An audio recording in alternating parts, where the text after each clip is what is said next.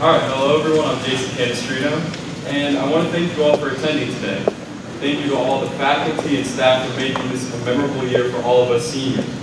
And thank you, Noah, for an excellent senior year, because it was my first year here and I really enjoyed it. Also, thank you to all the family members who took the time to travel here to today to support all the graduates on this glorious day. Who here remembers crawling around in diapers and biting everything in sight? We might not remember, but I know for a fact our parents do.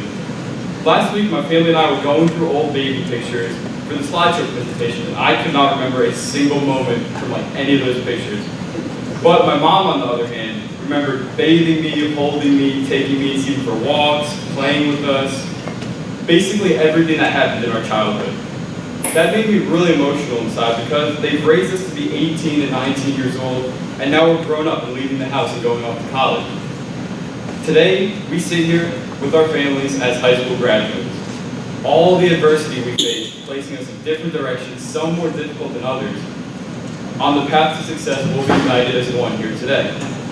Today's like the fourth quarter with 2 minutes left in the game, and all we need to do to win the game is walk across the stage and earn our diploma. Even though it is just a document, in reality it represents a long night studying, sweat and tears spilled on the field report, and hard work from our parents to make sure we could afford a private school education. Not all people are as fortunate as us to receive this type of education, so thank your parents for the dedication, and thank yourselves for not giving up and making it to this point. I hate to say it, but we should be incredibly prideful. This is our time in the spotlight, so take full advantage of it. 5 months ago, who would have thought we would all be able to complete a 10-minute speech in front of the entire school? Honestly, I didn't think I could do it. And I know all of us were baffled when we heard we had to talk for 10 minutes.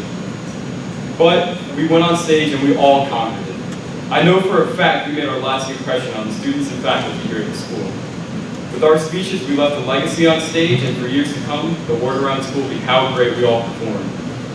These next 4 years are the building blocks for the rest of our lives. It's now time to put the education from our parents to the test through trial and error. Everything they taught us up to this point to turn us into excellent young men and women will be put to use in college. You couldn't thank them anymore for that. It's now time for us to go make a difference in the world. Go out and represent your school and family name in extraordinary fashion. Thank you.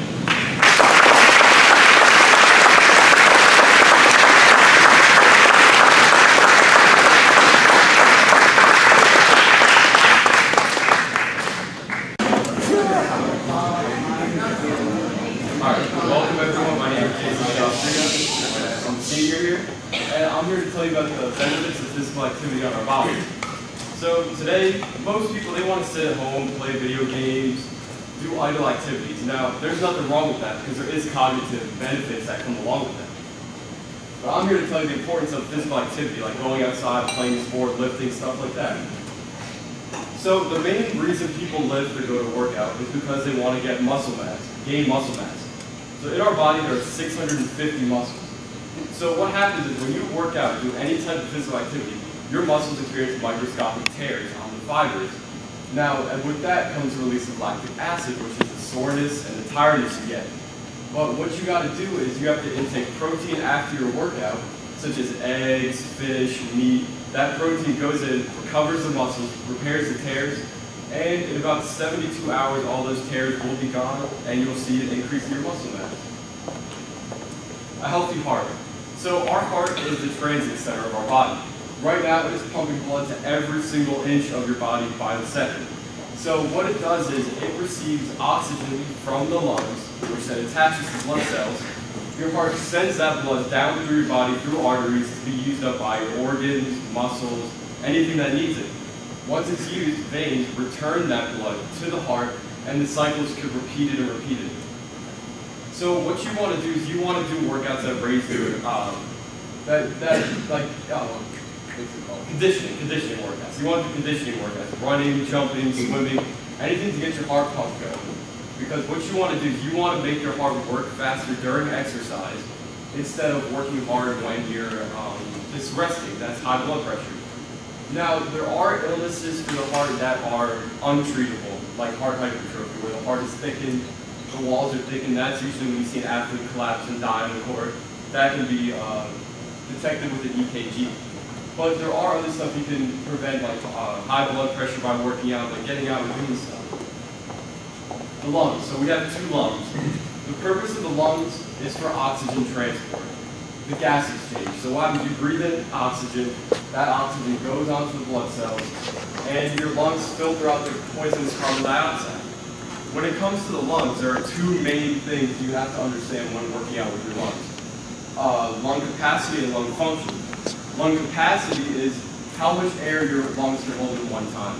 That is genetic, so you can't improve your lung capacity, but you can improve your lung function with conditioning activities such as playing sport, running, getting your heart rate up. What that does is you're increasing your rate that your lungs take in oxygen, release carbon dioxide. The more you increase that, the better your lungs will function. Strengthening your bones. Your bones are a tissue. They also experience tiny cracks in the bones from workout. That's due to stress, impacts, that's normal. But what you want to do is, as you work out, your bones actually adapt to the force that you're putting on them due to the impact. And that actually makes them grow thicker, more rigid, and more dense. To prevent bone injury, you really want to do low impact workouts. Squats, push-ups. That puts less pressure on your bones and prevents injury. When preparing your bones or having healthy bones, calcium is very important. You get it from your milk, cheese, oranges, stuff like that. And that's how they grow as you get older.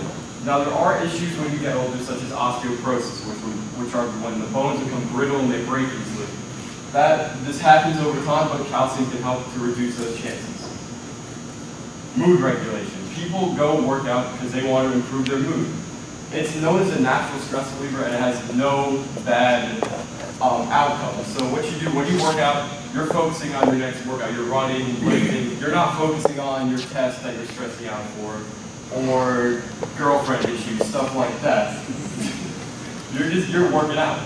And what happens is when you play sports or work out, you improve your eye-hand coordination. So when you do an action, your brain sends a signal to whatever muscle you want to use, and that signal is returned. When you work out, that signal is pumping really fast, and you actually get stronger and quicker as you work out. That's why people who play sports have better eye-hand coordination than those who don't. And believe it or not, you actually get smarter from doing workouts. Because you're working in the hippocampus, which is the main center of your brain with learning. And what it does is you're increasing the signal to the hippocampus, so you're increasing your ability to learn by the second.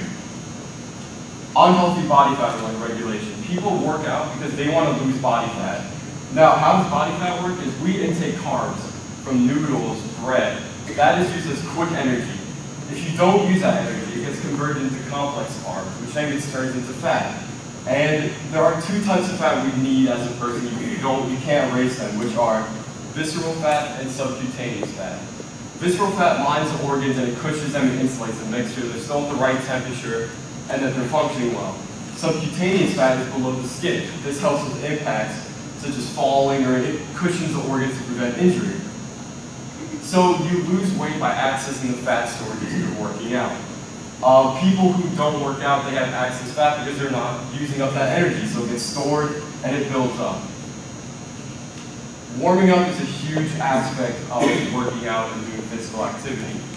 I see it as, I call muscles taffy, because when taffy is cold, it's rigid, it's unmovable, just like a muscle. But before you warm up, your muscles are tight, they're not going to want to move.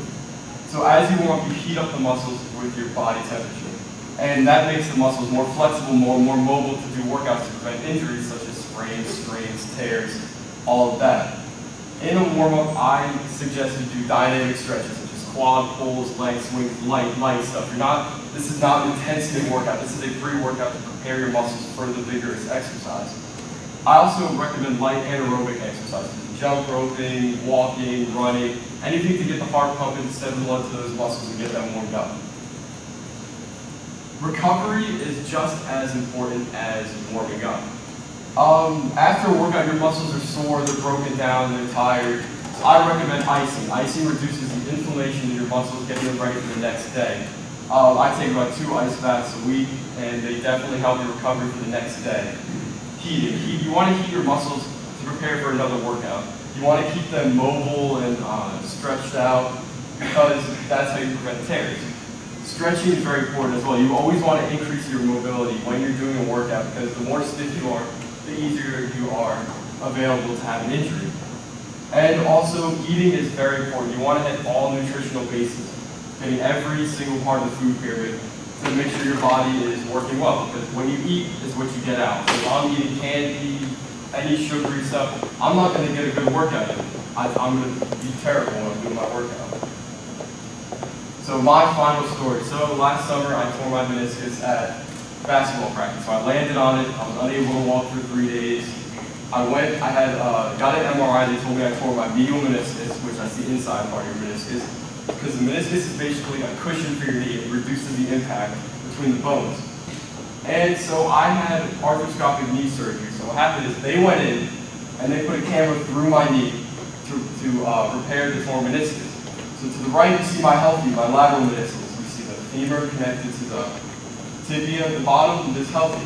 The left is my torn medial meniscus. You see a bunch of debris that they had to go in and clean out because that was making my knee inflamed and making me unable to move. And here I also have the debris floating around my ACL, which that's not going to say went out and took all that out. And this injury did hinder my success a little bit. I had to learn how to ice, stretch, make sure every single muscle in my knee was ready for the workout. So it definitely taught me the importance of recovery and warming up.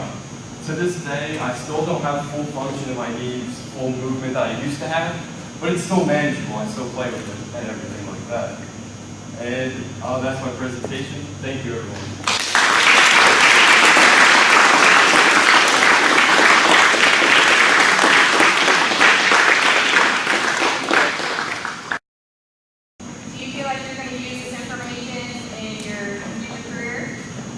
Definitely. I want to be a physical therapist or a team doctor. So I'm going to be working with athletes that have injuries, that are exposed to injuries, so I can help them warm up, get their bodies in and ready for exercise.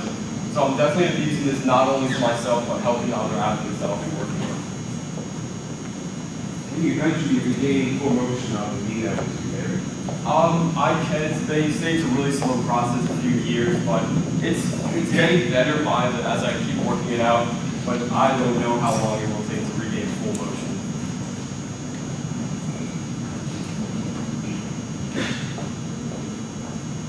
All right, thank you.